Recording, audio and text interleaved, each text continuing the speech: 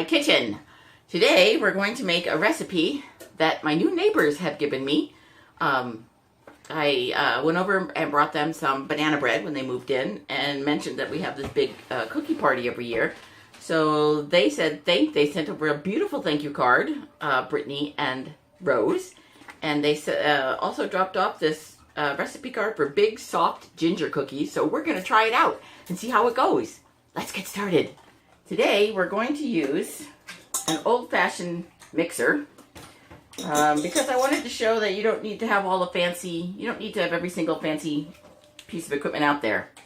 The first thing we're going to use is 3/4 of a cup of butter, but I, like a doodlehead, did not take the butter out soon enough so it's not soft. So the trick to creaming not soft butter is to slice it very thin.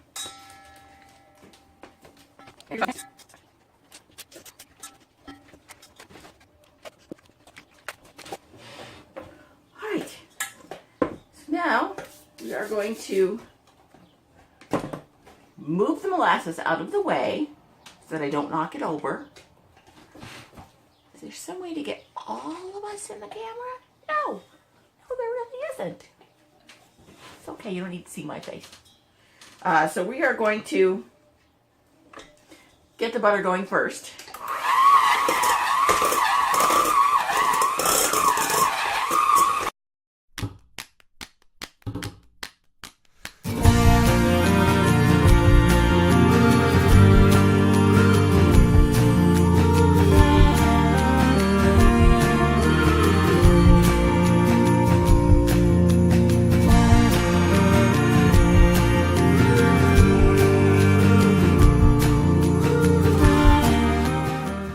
All nice and fluffy. We are going to put that aside and make our dry ingredient mix. So in this bowl we have 2 1/4 cups. So in this bowl we have 2 1/4 cups of flour, all-purpose flour, 2 teaspoons of ground ginger, 1 teaspoon of baking soda, 3/4 of a teaspoon of cinnamon, and 1/2 teaspoon of clove. We're just going to put that in and sort of whisk it around. I'm going to go get a whisk. I'll be right back. There we go. I'm just going to incorporate all of that so that it's nicely mixed.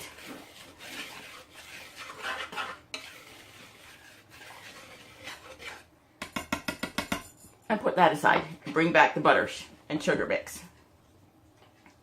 To this, we're going to add 1 egg,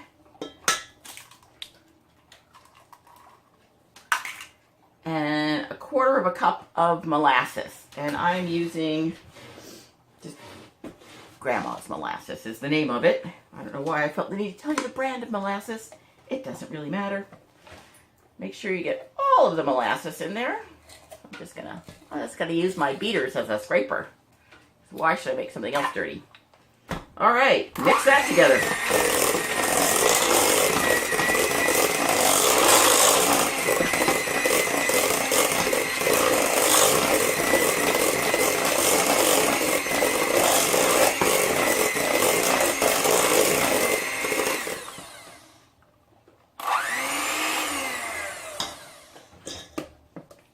I'm gonna get a real scraper.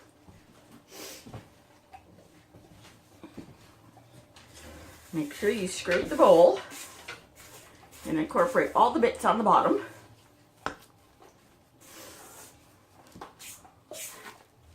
Scraping.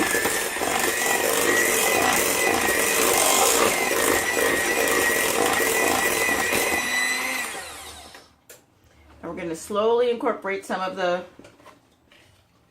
dry mix, about 1/3 at a time.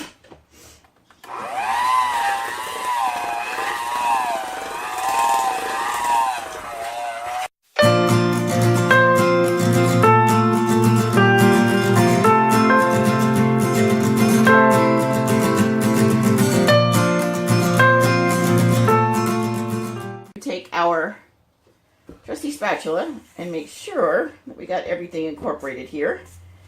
There's a little bit of dry on the bottom, so We're just going to roll that around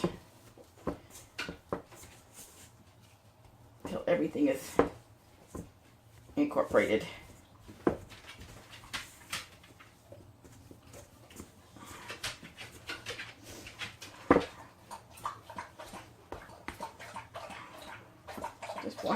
I just washed my hands. I don't want to do that again. I'm about to get them messy again, so I'm not sure why I keep washing my hands. But I hate sticky. In this bowl, or square bowl, I just have some sugar. I didn't measure it, I just put some sugar out. And of course, the dog is drinking water, because what would a video be without the dog drinking water? To clean up our space. So now we're going to use my purple handled scoop, which is a number 40 scoop. And we are going to scoop the dough and put it in the sugar. And roll it around and put it on the tray. 12 to a tray.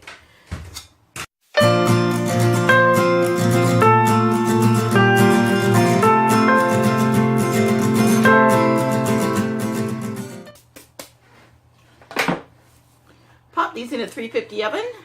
I have it on parchment paper. I always, as you know, always cook on top of parchment paper.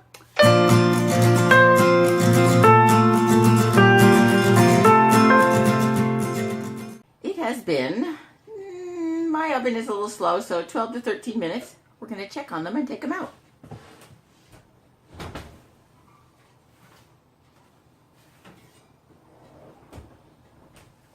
These look great. They're slightly burned. They're slightly brown around the edges. And when you touch them, they're just ever so slightly soft. Perfect. Bake the rest the same way, about 13 minutes for my oven. For your oven, start checking them after about 10 minutes. They look beautiful. They're slightly golden on the bottom, a little bit lighter on the top. Oh, very, very soft. Looks delicious.